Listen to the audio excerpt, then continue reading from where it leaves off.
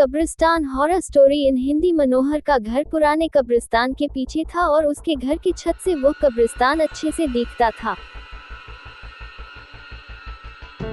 वह रोज उस कब्रिस्तान को पार करके ही अपने काम पर जाता था।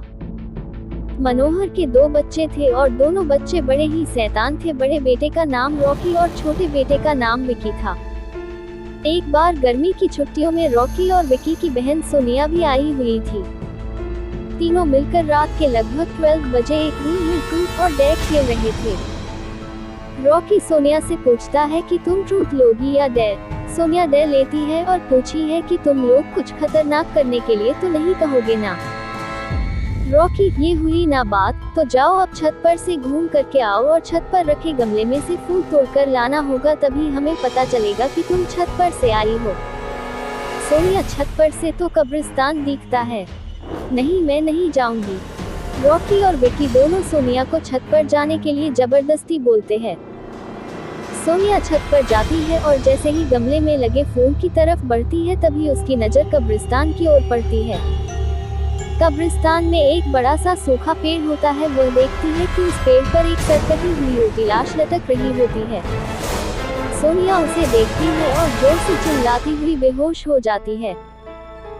फिर जब सोनिया बहुत देर तक छत पर से नहीं लौटती है तो रॉकी और विकी दोनों डर जाते हैं और वह छत पर जा करके देखते हैं तो पाते हैं कि सोनिया बेहोश पड़ी है। वो तुरंत मनोहर को बुलाते हैं और सारी बात बताते हैं।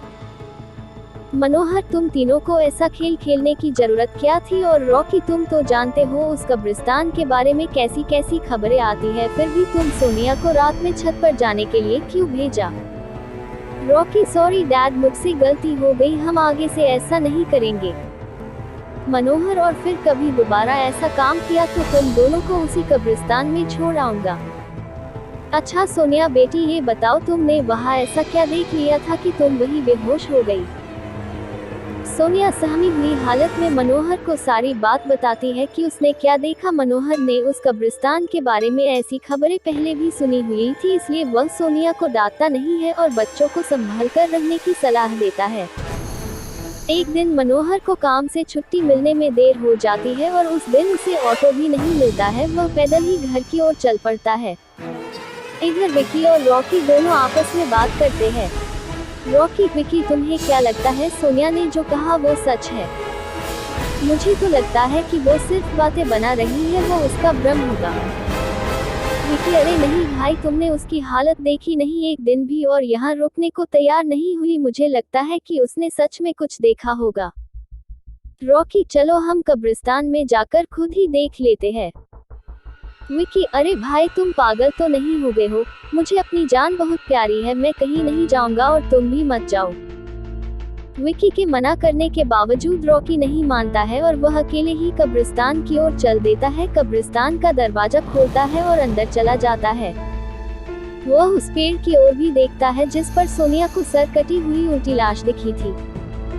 रॉकी खड़े होकर उस पेड़ की ओर देखता है, तभी एक अदृश्य हाथ उसके पैरों को पकड़ लेता है। रॉकी डर जाता है और जोरों से चिल्लाने लगता है, बचाओ बचाओ, छोड़ दो मुझे, मुझसे गलती हो गई, मैं फिर कभी यहाँ दोबारा नहीं आऊंगा। दूसरे कोने पर एक कब्र होती है जो कि खुली हुई होती है, उसके ऊपर खून लगा हुआ होता है। वह अदृश्य हाथ रॉकी को खींचकर लाते हैं और उस कब्र में धकेलने की कोशिश करने लगते हैं। रॉकी चिल्लाता है, छोड़ दो, मुझसे गलती हो गई, मैं फिर यहाँ कभी नहीं आऊंगा, मुझे मत मारो, मुझे जाने दो। मनोहर काम से पैदल घर पहुँचने वाला ही होता है। जैसे ही वह कब्रिस्तान से गुजरता है उसे रॉकी की आवाज सुनाई देती है। मनोहर, ये क्या? ये तो रॉकी की आवाज लगती है, ये तो कब्रिस्तान से आ रही है, मुझे जा करके देखना चाहिए। मनोहर कब्रिस्तान में चारों ओर देखता है लेकिन रॉकी कहीं नहीं दिखाई देता है। वह घर लौट कर आ जाता है और विकी से पूछता है कि रॉकी कहाँ है। विकी, पापा मेरे बार बार मना करने के बावजूद भी रॉकी कब्रिस्तान में चला गया। वो जानना चाहता था कि सोनिया जो कह रही थी वो सच है या नहीं। मनोहर, हमारे पास समय बिल्कुल भी नहीं है, जाओ घर के मंदिर में शंख में जो जल रखा है वो जल्दी से लेकर आओ, हमें रॉकी को खोजने कब्रिस्तान जाना पड़ेगा। विकी वो जल लेकर आता है। मनोहर और विकी कब्रिस्तान में जाते हैं। मनोहर जल छिड़कता है, फिर उसे किसी के घसीटने का निशान दिखाई देता है। वह समझ जाता है और फिर उस निशान का पीछा करते हुए उस कब्र तक पहुंच जाता है। मनोहर कब्र के आसपास वो जल छिड़कता है।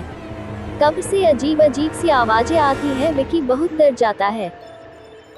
मनोहर, मुझे लगता है कि श्रापित प्रेत आत्माओं ने रॉकी को इस कब्र के अंदर कैद कर लिया है। हमें जल्द ही इसे निकलना होगा। तुम ये पवित्र जल आसपास छिड़कते रहो, इससे हमें वो प्रेत आत्माएं कोई नुकसान नहीं पहुंचा पाएंगी। मैं कब्र को खोलने की कोशिश करता हूँ। मनोहर उस कब्र को खोलने की बहुत कोशिश करता है। अंत में वह कब्र खुल जाती है। उसके अंदर रॉकी लथपथ बेहोश पड़ा होता है। मनोहर रॉकी को लेकर हॉस्पिटल जाता है। उसकी हालत बहुत गंभीर होती है। उस दिन के बाद मनोहर उस घर को छोड़कर शहर से दूर एक दूसरे घर में अपने पूरे परिवार के साथ रहने चला जाता है।